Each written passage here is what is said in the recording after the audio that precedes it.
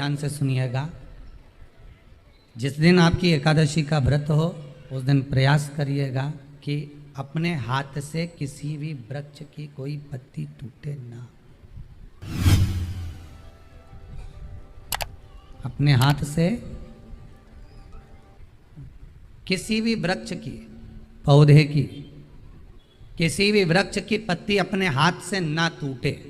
बहुत ध्यान दीजिएगा महाराज। एकादशी का ये दूसरा नियम है कि अपने हाथ से किसी पौधे की, किसी वृक्ष की, किसी डाली की कोई पत्ती टूटे ना, कोई पत्ती ना टूटे, इसका प्रयास करिए। कितना सुंदर व्याख्यान कहा है, कितना सुंदर वर्णन है महाराज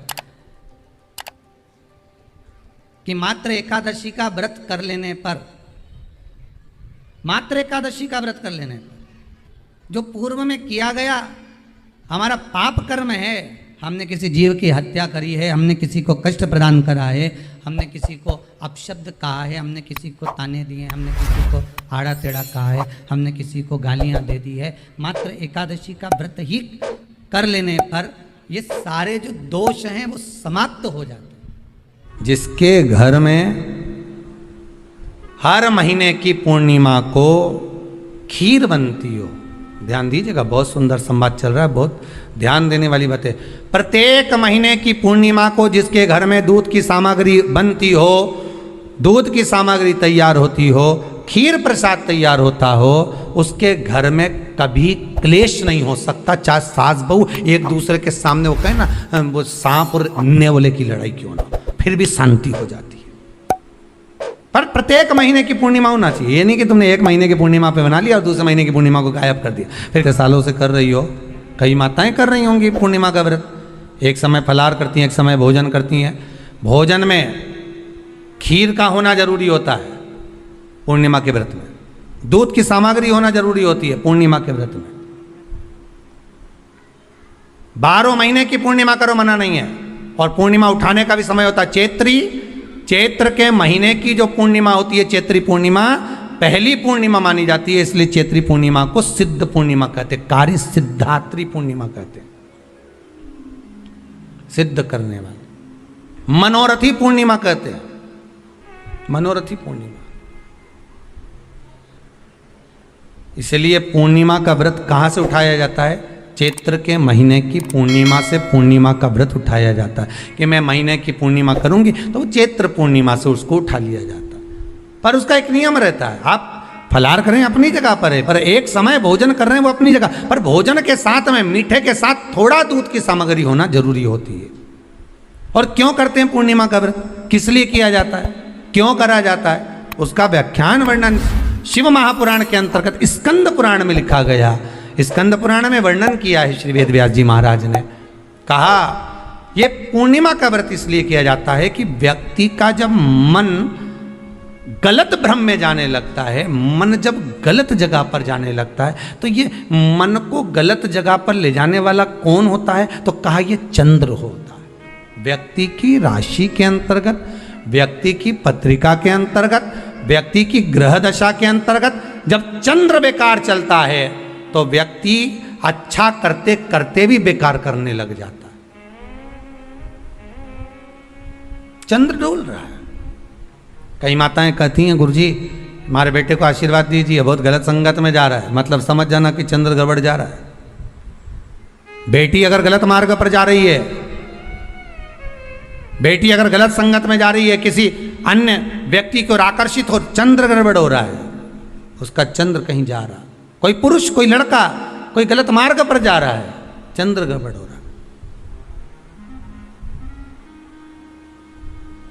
घर में जो क्लेश उत्पन्न होता है, घर में जो विवाद उत्पन्न होता है, उस विवाद को रोकने के लिए केवल चंद्र की ही, इसलिए तो पूर्णिमा घर की नारियां हमारे यहाँ हिंदू धर्म में यहां तक स्कंद पुराण में कह दिया कि प्रत्येक पूर्ण, आप लोग का कभी आप लोगों ने सत्यनारायण जी की कथा करवाई है? जितने लोग आस्था चैनल पर कथा सुन रहे हैं, जितने लोग फेसबुक यूट्यूब पर कथा सुन रहे हैं, यूट्यूब पर कथा का श्रवण कर रहे हैं, उनने कभी सत्यनारायण की कथा करवाई होगी। तो उसमें लिखा है हर कार्तिक, हर पूर्णिमा को, हर संक्रांति को ब्राह्मण सत्यनारायण भगवान की कथा या राजा या वैश्य कथा को कराता था, या बढ़िया कथा कराता।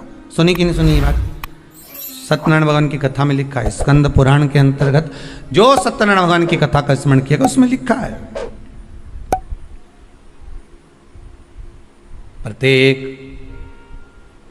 संक्रांति पूर्णिमा को सत्यनारायण की कथा करवाने लगा और ये योनि को प्राप्त हुआ, इस योनि से छूटा, इस योनि में गया। लिखा है, सब कुछ लिखा है।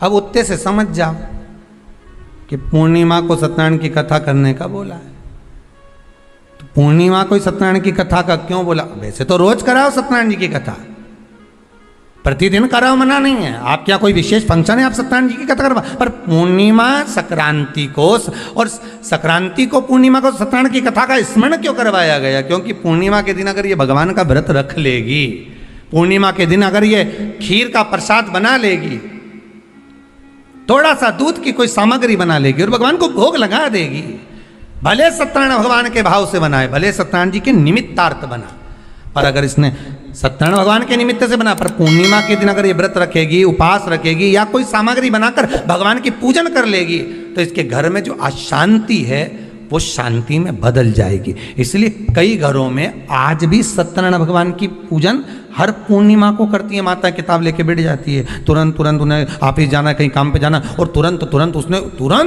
जल्दी जल्दी कलश रखा, कलश नहीं भी रखे तो भगवान की पूजन कर कुरा के ब्राह्मण देवता को बुला लेगी, ब्राह्मण नहीं आएंगे तो खुद कर लेगी, पर करती जरूर है। इतना सा आटा सेक लेगी, पंजेरी बनाई, सीरा बनाई, मिठाई रख दो, कुछ भी करेगी पर सत्यनारायण की कथा कर ले, उसका मन लग गया उसमें। मतलब पूर्णिमा को करना है, उसको करने से क्या होता है? शांति रहती है, शीतलता रहती है। जिसके घर में हर महीने की पूर्णिमा को खीर बनती हो, ध्यान दीजिएगा, बहुत सुंदर संवाद चल रहा है, बहुत ध्यान देने वाली बात है। प्रत्येक महीने की पूर्णिमा को जिसके घर में दूध की सामग्री बनती हो, दूध की सामग्री तैयार होती हो, खीर प्रसाद तैयार होता हो, उसके घर में कभी क्लेश नहीं हो सकता। चाहे सास बहू एक दूसरे के सामने वो कहे ना, वो सांप और नेवले की लड़ाई क्यों ना, फिर भी शांति हो जाती है।